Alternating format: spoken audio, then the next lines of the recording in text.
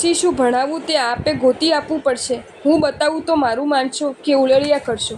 એવા તમે સદગુરુને સમર્પિત છો કે ભગવાનની આજ્ઞા મુજબ જે કહે તે સ્વીકારશો? તમારે ખાલી વાતો કરવી છે.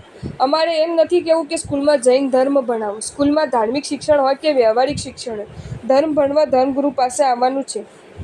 ધર્મ ભણાવવાનો અધિકાર કોને? દુનિયાના કોઈ પણ ધર્મ ભણાવવાનો અધિકાર તેના ગુરુને જ હોય.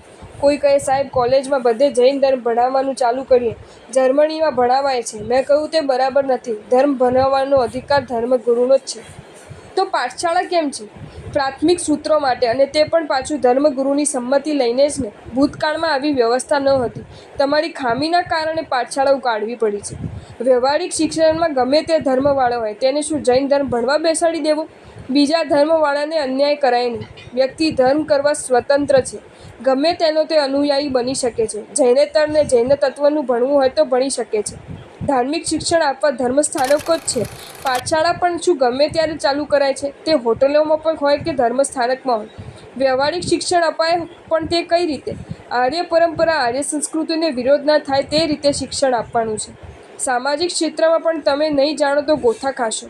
ધર્મ વ્યવસ્થા અને સામાજિક વ્યવસ્થા જુદી રાખવાની વાત છે. આપણે ઋષભદેવ ચરિત્રમાં આ બધું આવશે. શિક્ષણ, સમાજ વ્યવસ્થા સૌ પોતપોતાને સ્થાને છે. તમે અત્યારે તે બધાથી કેટલા દૂર ગયા છો, ભૂલ્યા છો. તેમાં ફેરફાર કરવા પણ વિવેક જોઈશે.